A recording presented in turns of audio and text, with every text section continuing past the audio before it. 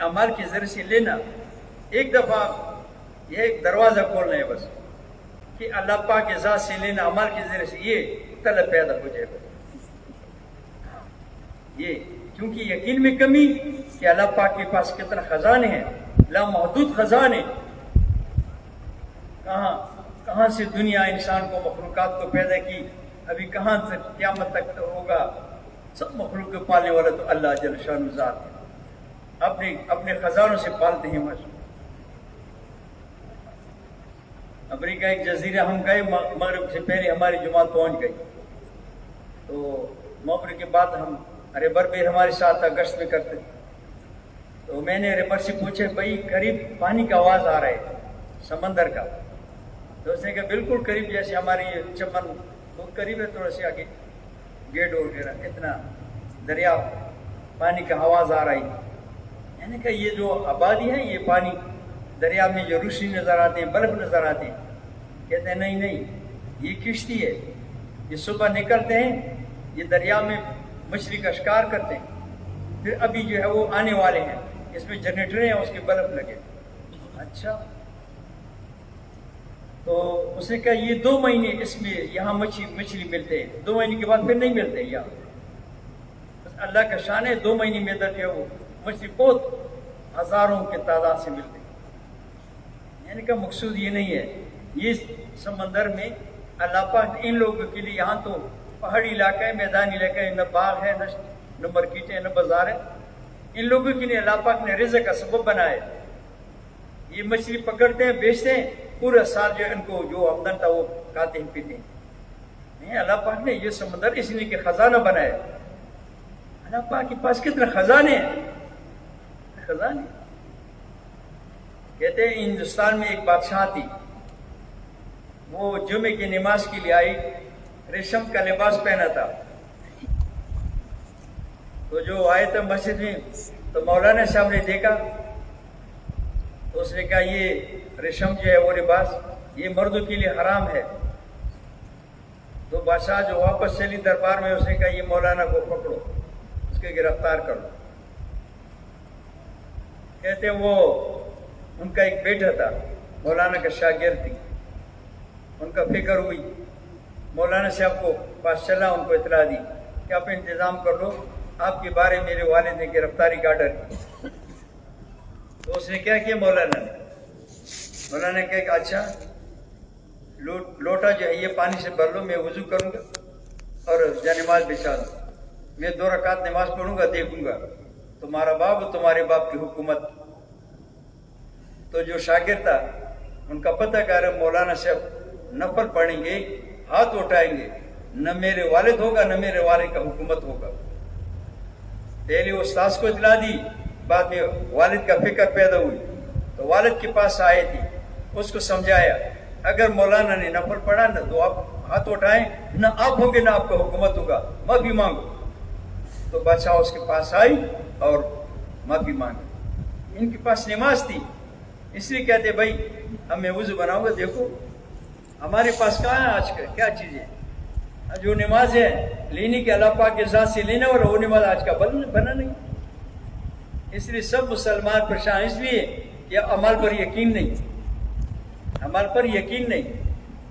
हाँ, यकीन नहीं अमल पर कि अमल से मिलते हैं, अमल पर भी मिलते हैं भाई। इसलिए अल्लाह जल शानहू ने हमें आपको हुजूर सल्लल्लाहु अलैहि वसल्लम मुबारक मेहनत को मिला है। वो तो कहते हज़रत जी रहमतुल्लाह अलैह से किसी ने पूछा कि अल्लाह पाक के ज़ात से करीब रास्ता कौन है मिलने का? कहते हज़रत जी रहमतुल्लाह अलैह ने फरमाया कि सबसे करीब रास्ता जो है, करीब रास्ता, ये तमाम मखलूक अल्लाह पाक का आयाल है, तमाम मखलूक ये अल्लाह पाक का आयाल है। वो जो अल्लाह पाक के आयाल को पैदा पहुंचाने वालों को बहुत अल्लाह पाक को करीब मिलेगा। हमें तो मुसलमान और इंसानों को अल्लाह पाक के ज़ात से हिदायत को मांगना, और इंसानों को हिदायत मिल जाए, ये करीब रास्ता है। ये दुनिया भी बन जाए, आखिर की जहन्नम से बच जाए, ये करीब रास्ता है। हाँ, ये करीब रास्ता अल्लाह पाक के ज़ात से मिलेगा। हमारे बड़े जो जितना आगे चली, उनका जो तरक्की हुई अमाल के ज़रिए से, یہ دعوت کے ذریعے سے ملی. صحابہ کرام رضی اللہ تعالیٰ عنہ کو جو عزت ملی یہ دعوت کی وجہ سے ملی. یہ مال و ملک کی وجہ سے نہیں ملی, یہ دعوت کی وجہ سے عزت کو ملی. آج بھی جو ملے گا یہ دعوت کی محنت سے ملے گا, دعوت کی محنت سے ملے گا میرے سے بزرگ. وہ کہتے ہیں یہ دعوت والے جو محنت کرتے ہیں تو اللہ پاک کی طاقت قدرت اس کے ساتھ ہوتے ہیں. صحابہ کرام رضی اللہ تعالیٰ عنہ وہ دن کا محنت کرتے تھے تو اللہ پاک نے کائنات کو اس لیے یہ مخلوقات کو مسخر کی. یہ جو واقعات شیخ صاحب نے لکھا ہے, مدینہ منورے میں ایک غار سے آگ نکلی. حضرت عمر رضی اللہ عنہ کا زمانہ تھا تو حضرت عمر رضی اللہ تعالیٰ عنہ نے دیکھا صحابہ کرام کی طرف, تو تمیمداری رضی اللہ تعالیٰ عنہ کی طرف تو فرمایا کہ چلو وہ آگ جہاں واپس کر لو, جہاں نکلی وہاں بند کر لو. کہتے تمیمداری رضی اللہ تعالیٰ عنہ چلا, وہ چادر سے مارا, وہ آگ آگے وہ پیچھے, وہ کہ جس غار سے نکلی وہاں بند کیا, ابھی تک بند ہے. اللہ پاک نے آگ اس کے لیے مسخر کی. جو محنت کرتے ہیں تمام مخلوق اس کے لیے اللہ پاک مسخر کرے.